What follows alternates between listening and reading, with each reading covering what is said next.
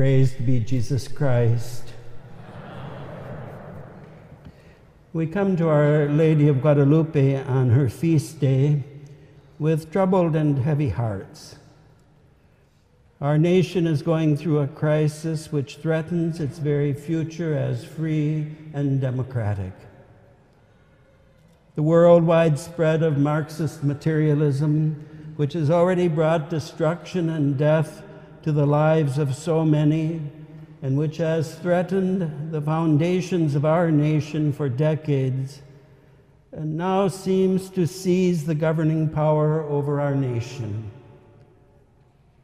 To attain economic gains, we as a nation have permitted ourselves to become dependent upon the Chinese Communist Party, an ideology totally opposed to the Christian foundations upon which families and our nation remain safe and prosper.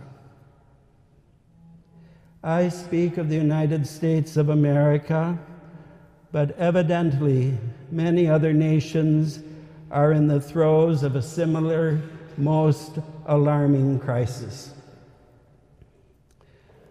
Then there is the mysterious Wuhan virus, about whose nature and prevention the mass media daily give us conflicting information. What is clear, however, is that it has been used by certain forces inimical to families and to the freedom of nations to advance their evil agenda. These forces tell us that we are now the subjects of the so-called Great Reset, the new normal, which is dictated to us by their manipulation of citizens and nations through ignorance and fear. Now we are supposed to find in a disease and its prevention the way to understand and direct our lives, rather than in God and in His plan for our salvation. The response of many bishops and priests and of many faithful has manifested a woeful lack of sound catechesis.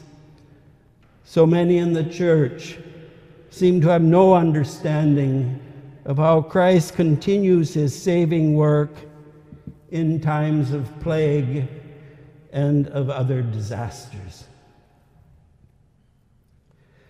What is more, our Holy Mother Church, the spotless bride of Christ, in which Christ is ever at work for our eternal redemption, is beset by reports of moral corruption, especially in matters of the 6th and 7th commandments, which seem to increase by the day. In our own nation, the reports about Theodore McCarrick have rightly tempted many devoted Catholics to question the shepherds who, in accord with Christ's plan for the Church, are to be their secure guides by teaching the truths of the faith, by leading them in the fitting worship of God and in prayer to Him, and by guiding them by means of the Church's perennial discipline. Too often, the faithful receive nothing in response, or a response which is not grounded in the unchanging truths regarding faith and morals. They receive responses that seem to come not from shepherds, but from secular managers.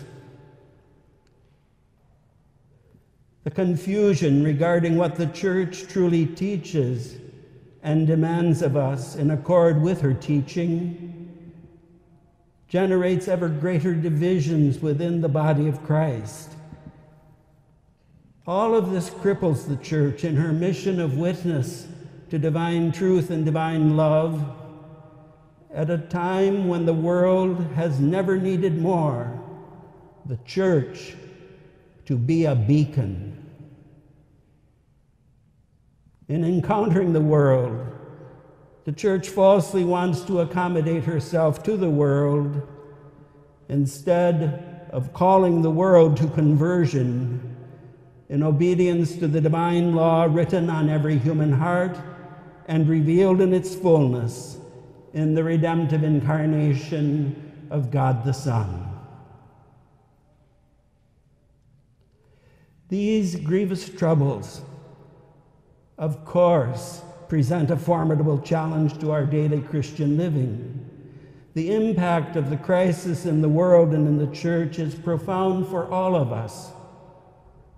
Many are enduring the most painful suffering, physical, emotional, and spiritual, which such a situation necessarily causes. At a time when we need to be close to one another in Christian love, worldly forces would isolate us and have us believe that we are alone and dependent upon secular forces, which would make us slaves to their godless and murderous agenda.